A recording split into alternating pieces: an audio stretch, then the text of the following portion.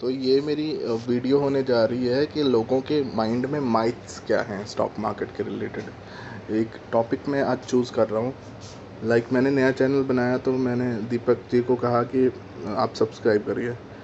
तो उन्होंने अपना एक क्वेश्चन पूछा, टिपिकल, कोई स्टॉक बता दो अच्छा सा। मैंने नाम दे दिया, एफएल इंडिया ले लो, 10 साल के लिए रखो, 20 से 30 गुना रिटर्न मिल जाएगा। मेगन और मैंने उनको कहा ऐसे इन्वेस्टमेंट करिए जो ग्रो करे मल्टीपल टाइम्स इन ईयर्स। पर सर ने सबसे पहला सवाल क्या बोला, 1155 का है सर। तो अब इनको ये नज़र आ रहा है कि स्टॉक 1155 का है। तो वही होता है ना कि यार नीचे जाने को 500 200 400 कहीं भी जा सकता है, ऊपर 2000 5000 10,000 20,000 जाएगा नहीं जाएगा।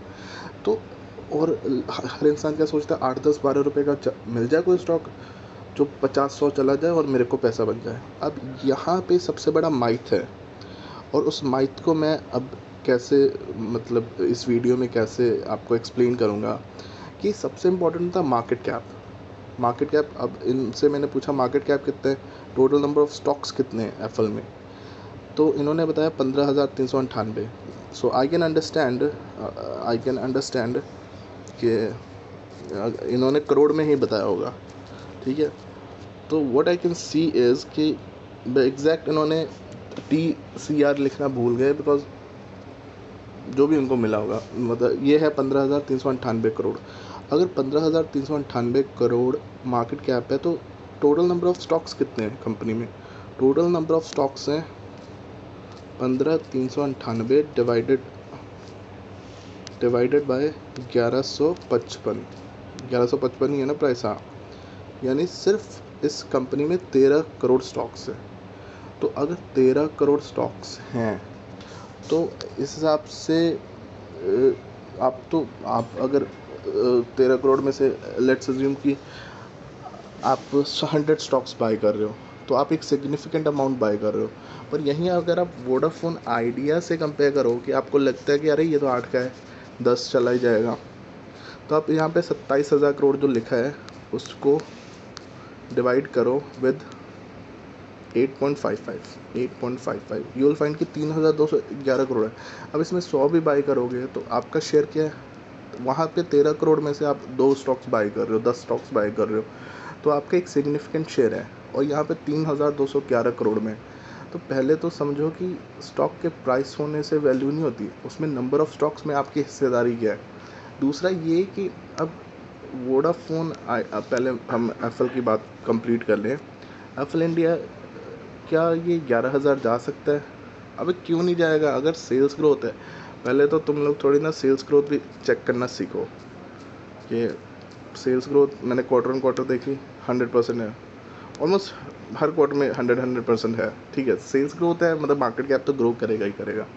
प्रॉफिट भी 50 60 70 80% अच्छे रेट से इंक्रीज़ हो रहा है। मार्जिन भी 15 16 18% पे ऑलमोस्ट स्टेबल है। अब डिक्रीज़ हो रहा है नहीं हो रहा है, इससे कोई फ़र्क नहीं पड़ता, क्योंकि कभी किसी सीज़न में पूरी सारी कंपनीज के एबिटा और मार्जिन्स घटते हैं, फिर किसी सीज़न में बढ़ते भी हैं।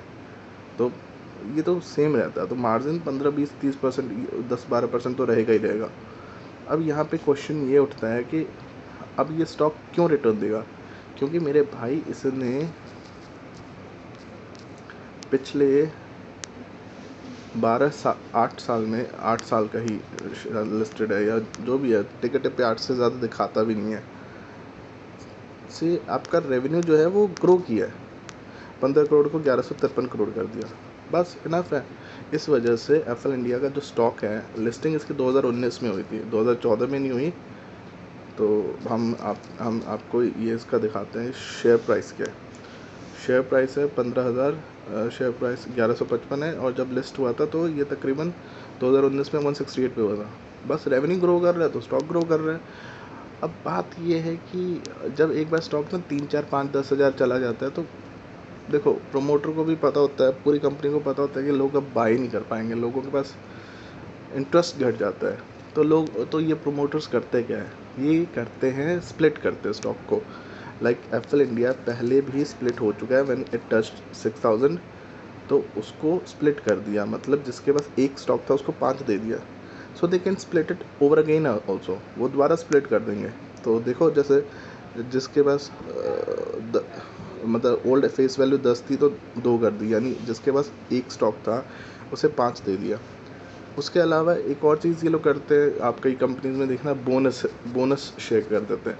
तो प्राइस को कॉम्पिटिटिव रखने के लिए मतलब अगर आपके पास 5 स्टॉक्स हैं, वैसे इसने कभी बोनस इशू नहीं किया, बट कई कंपनीज आप चेक करना, तो प्राइस को 1100, 500, 1000, 2000 रखने के लिए ये आपको बोनस दे देंगे। जैसे आपके पास पाँच स्टॉक है तो 2:2 रेशो या फिर 1:1 रेशो में 5 और दे देंगे। और स्प्लिट तो इनके पास ऑप्शन रहती है। स्प्लिट मतलब स्प्लिट यही है कि फेस वैल्यू के हिसाब से स्प्लिट कर देना। तो कभी भी स्टॉक जो होता है वो ऐसा नहीं है कि 1100 का है तो वो आगे नहीं जा सकता। अब कुछ स्टॉक्स हैं, जैसे आपका फेवरेट MRF 80,000, 88,000, वो कभी स्प्लिट नहीं हुआ, कभी उसने बोनस नहीं दिया, इसलिए वो 88,000 पे दिखता है। अगर वो SBI अगर स्प्लिट और बोनस ना दिया होता रिलायंस, तो वो तो 1-1, 2-2 लाख पे पहुंच गए होते, बट वो स्प्लिट और बोनस देने की वजह से अभी उस प्राइस पे नज़र आ रहे हैं। एंड सेकेंड पॉइंटर होता है कि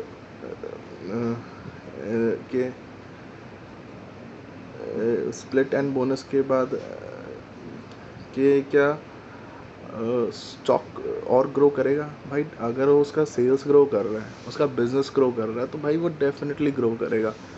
एंड हमें 1155, 5,000, 10,000, 20,000, हमें ये सब के बारे में सोचने की ज़रूरत नहीं है। हाँ, दूसरा मैं बता रहा था कि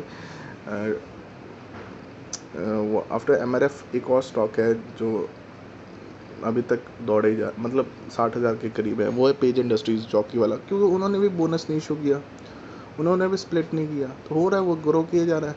अब उसके कंपैरिजन में SRF देख लो, बालाजी एमीन्स देख लो, या फिर आपके रिलैक्सो देख लो, उन्होंने स्प्लिट किया है। रिलायंस कितनी बार स्प्लिट हुआ है, टाटा मोटर्स कितनी बार स्प्लिट या बोनस दिया उसने, HDFC बैंक 1-2 बार स्प्लिट और बोनस इशू कर चुका है। ताकि वो इसलिए करते कुछ कंपनीज, ताकि उनका प्राइस कॉम्पिटिटिव रहे, कॉमन मैन की रीच से दूर ना चला जाए। तो स्टॉक का प्राइस कुछ भी नहीं होता, क्योंकि देखोगे तो वो 1980 या 90 में लिस्ट हुई होती हैं 50, 100, 200 रुपये पे, 10-20 रुपये पे, और रियल में अगर वो स्प्लिट या बोनस ना दें तो रियल में उसकी 500, 1000, मतलब 50,000, 1 लाख वैल्यू हो। तो कभी भी स्टॉक प्राइस के हिसाब से उसको चीप या महंगा मत जज करो, उसकी सेल्स ग्रोथ देखो। रेवेन्यू अगर एक्सेप्शनल ग्रोथ दे रहा है, 20% प्लस मल्टीबैग है, 8 से 10 साल ओन करो, 10 से 20, 30, 40, 50 वगैरह, एज जितनी उसकी अच्छी सेल्स ग्रोथ होगी और जितना उसमें प्रॉफिट मार्जिन ग्रो करने का स्कोप होगा। वो प्रॉफिट मार्जिन पे भी मैं वीडियो बनाऊंगा कि कैसे कुछ कंपनीज 5% के प्रॉफिट मार्जिन के बाद 20-30 पर पहुंच सकती है, कैसे वो चाहे सेल्स ग्रोथ 4 गुना हो, बट वो अगर प्रॉफिट मार्जिन और 4 गुना बढ़ा दे तो 16 गुना तक स्टॉक जा सकता है। उस पर भी वीडियो बनाऊंगा, बट पहले ये समझो कि 1155 इज़ नथिंग। अगर वो क्वार्टरली आपका रेवेन्यू ग्रो कर रहा है ईयर ऑन ईयर बेसिस पे, दैट मीन्स स्टॉक जाएगा ही जाएगा, और उसको आप कैगर बेसिस पे कैलकुलेट कर सकते हो। Thank you. एंड इतना ही मेरे को वीडियो बनाना था। एंड प्लीज़ डू सब्सक्राइब यार, सब्सक्राइब करोगे तो मैं वर्थी और वैल्यूएबल नॉलेज लेकर आता रहूँगा। Thank you, bye.